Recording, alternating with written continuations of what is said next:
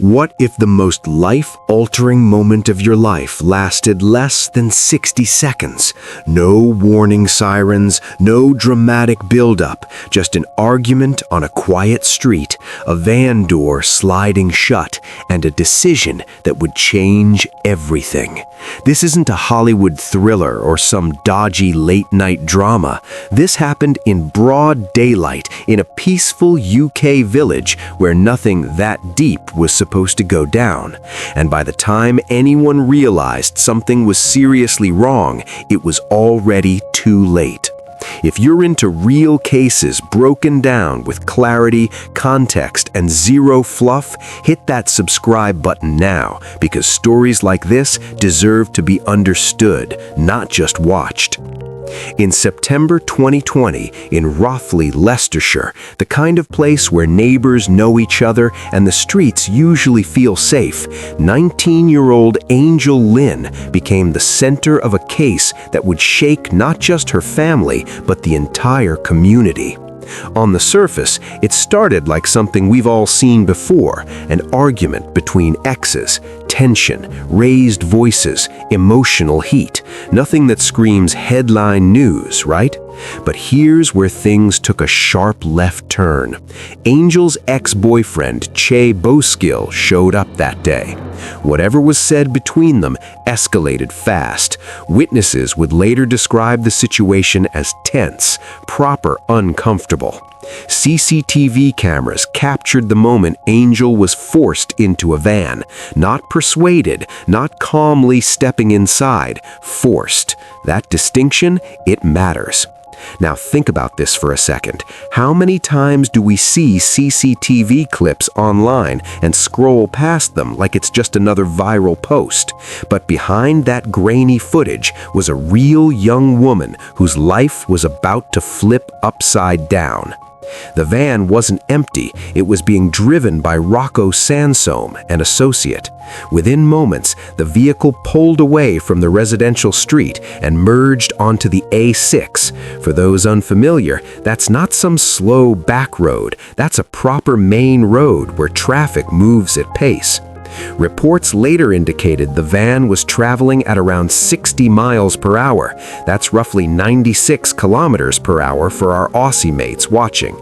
Not slow, not cautious, full speed. And here's the question that still hits hard. What was happening inside that van during those minutes? We don't see that part. There's no camera angle for what unfolded behind those metal doors. No audio recording, just aftermath. But what we do know is that at some point during that journey, Angel fell from the moving vehicle. Let that sink in. A teenager on a major roadway at highway speed. Emergency services rushed to the scene after she was discovered critically injured. The injuries were catastrophic, severe brain trauma and a fractured skull. The kind of injuries that don't just heal up after a few weeks off work, the kind that permanently alter someone's life, the kind that families never fully recover from. And here's where it gets complicated. Inside the courtroom later, debates would swirl around intent. Was this reckless behavior? Was it deliberate harm? Was it panic? Was it control spiraling out of hand? Justice systems in the UK, just like in the US or Australia, don't operate on vibes or gut feelings. They operate on evidence, on burden of proof, on what can be demonstrated beyond reasonable doubt. But step back from the legal jargon for a moment. This case forces a bigger conversation about control, relationships, and how quickly arguments can escalate when someone refuses to let go. Domestic disputes don't always start with violence. Sometimes they start with emotional pressure, manipulation, showing up uninvited, refusing to accept a breakup. And when control slips, some people react in ways that are not just wrong, but devastating. What's especially chilling is how ordinary the setting was. This wasn't some remote outback stretch or isolated American freeway. This was a village street. CCTV cameras were rolling. Neighbors were nearby. Life was going on as usual. Which begs the question, how many warning signs do we brush off as just drama until it's too late? Angel survived, but survival doesn't mean the same life. Her injuries left permanent damage, a future rewritten in seconds. And while courts can deliver sentences and headlines fade over time, the impact doesn't just disappear. Families adapt, communities reflect, and viewers like you are left wondering how something so preventable spiraled so far. Because here's the uncomfortable truth. Sometimes the most life-changing events don't look dramatic in the beginning. They look like just another argument. And if that's the case, how many red flags are we missing every single day? When a judge reads out a sentence, that's supposed to be the end of the story, right? The gavel drops, the cameras roll, and justice is served. But what happens when the public looks at that sentence and says, "Hang on, that's it?" In January 2022, inside Leicester Crown Court, a ruling landed that sparked outrage from the UK to the US and all the way to Australia. People weren't just shocked, they were gobsmacked. And what happened next proved that sometimes the legal system can hit rewind. If you care about real cases, real accountability, and real breakdowns without the sugarcoating, make sure you're subscribed, because this one, it doesn't end where you think it does. By January 2022, the facts of the case were already known. Angel Lynn's life had been permanently altered. The CCTV footage had circulated. The public had followed every development. Now it was time for sentencing. Inside Leicester Crown Court, Chay Bowskill stood before the judge. He had been convicted of kidnap, coercive and controlling behavior, and perverting the course of justice. Serious charges, no small fry stuff. The sentence? 7.5 years. For his associate, Rocco Sansom, who had driven the van, the sentence was 21 months. And that's when the temperature across the country spiked. 7.5 years for a case that left a young woman with catastrophic, life-altering brain injuries? For conduct that involved forced abduction and high-speed driving? For behavior prosecutors described as abusive and controlling? Social media lit up. News outlets ran heated segments. Commentators asked whether the punishment matched the harm. Was this justice, or was it soft? Now here's where it gets interesting. In the UK, there's something called the unduly lenient sentence scheme. It allows certain cases to be referred to the Court of Appeal if a sentence appears too low. It's not common for sentences to be overturned upward. This isn't a casual "let's have another go." The threshold is high. The sentence has to be legally flawed in its leniency. So the big question became, did this punishment truly reflect the gravity of what happened? The Attorney General referred the case, and just like that, what many thought was the final chapter turned into a sequel. At the Court of Appeal, judges re-examined the original sentencing decision. They weren't retrying the case. They weren't adding new charges. They were assessing whether 7.5 years genuinely captured the seriousness of kidnapping someone, exerting coercive and controlling behavior, and attempting to cover tracks, all in circumstances that resulted in catastrophic harm. The appellate judges concluded it did not. They described the original sentence as insufficient to reflect the severity of the offending and the abusive context surrounding it. The result? Bowskill's sentence was increased to 12 years. 12. That decision sent a clear message. The justice system had heard the public's concern. But let's unpack this carefully, because this part often gets misunderstood. Angel Lynn was cleared of causing grievous bodily harm, not because the injuries weren't real, they absolutely were, but because the prosecution could not prove beyond reasonable doubt exactly how Angel exited the van. Did she jump? Was she pushed? Did she fall while trying to escape? Without definitive evidence, the legal threshold for that specific charge wasn't met. And here's the uncomfortable truth about criminal law in the UK, US, or Australia. Suspicion isn't enough. Probability isn't enough. Even strong belief isn't enough. The system requires proof. So while many members of the public felt the harm itself should have dictated the sentence, the court had to operate within the boundaries of the charges that were successfully proven. Still, the increase from 7.5 to 12 years signaled something powerful. It showed that coercive and controlling behavior is not a side charge. It's not background noise. It's serious. And when that behavior culminates in devastating consequences, courts can, and sometimes do, respond more firmly. For Sansom, the 21-month sentence remained unchanged, another controversial point. Some argued he should have faced harsher consequences as the driver. Others noted the legal distinction between primary and secondary responsibility. This is where the controversy lives. Justice doesn't always align neatly with emotion. Courts operate on statutes, sentencing guidelines, precedent. The public operates on impact, and when the impact is this severe, those two worlds can clash hard. But here's a bigger question for you.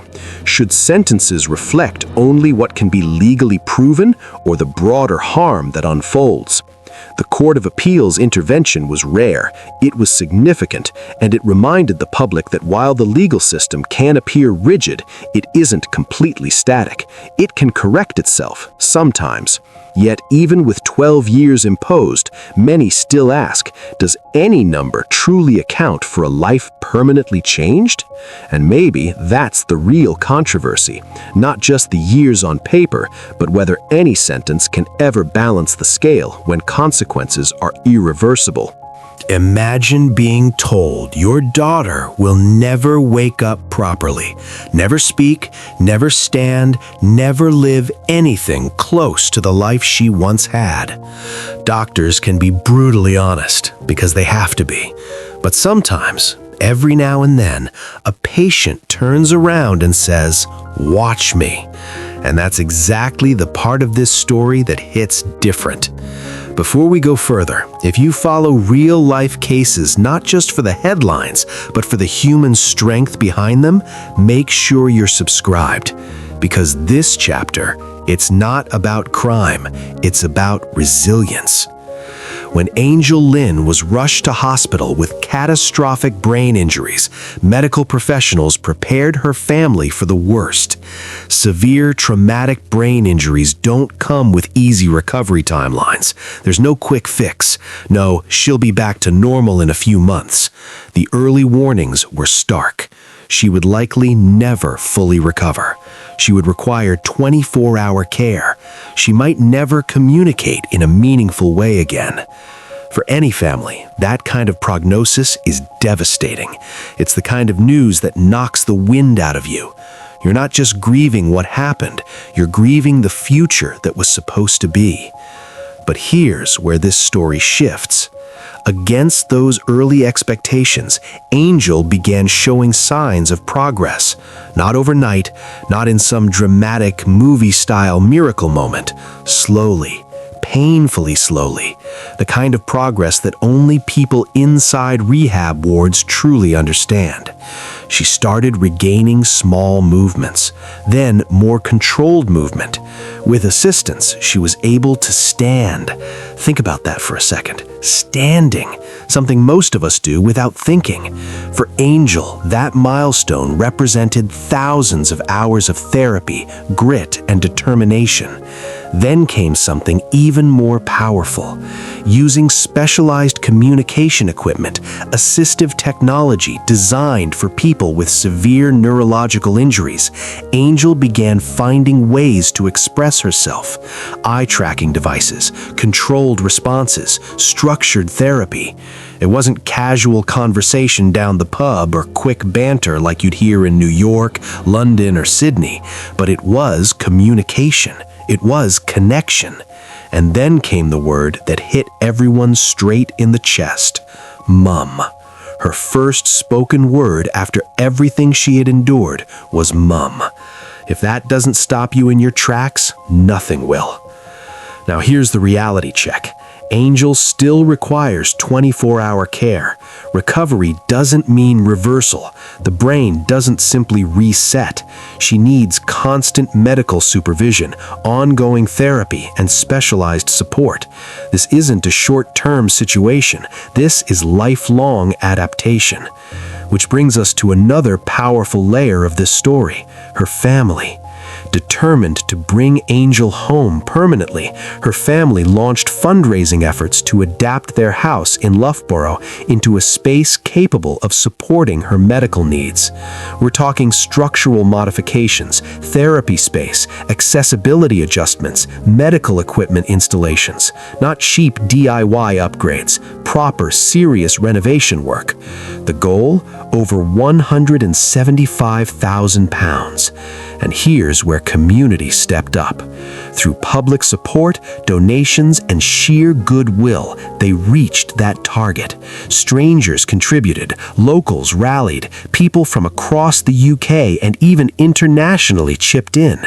Because sometimes, when tragedy feels overwhelming, people look for something tangible they can do. And helping Angel come home became that action point. But the impact didn't stop at fundraising.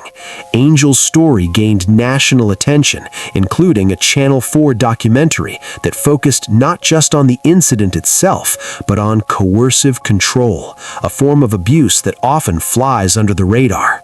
Coercive control isn't always loud or physical. Sometimes it's isolation, manipulation, monitoring, subtle domination that builds over time. The documentary brought that issue into living rooms across Britain, sparking conversations about warning signs in relationships. And that's critical, because awareness can be preventative. The more people understand the red flags, the better equipped they are to recognize danger early. So here's the deeper question. When does a tragedy stop being just a tragedy and start becoming a catalyst? Angel's story began with violence and legal controversy, but it evolved into something else, a case study in resilience, a reminder that medical predictions are not destiny, a wake-up call about coercive control, and proof that community support can genuinely change outcomes. She may not have the same life she once envisioned, but she has shown strength that most people can barely comprehend. And maybe that's the most powerful twist of all. Because sometimes the story that was supposed to end in silence finds its voice again. And when that voice says "Mum," it says everything.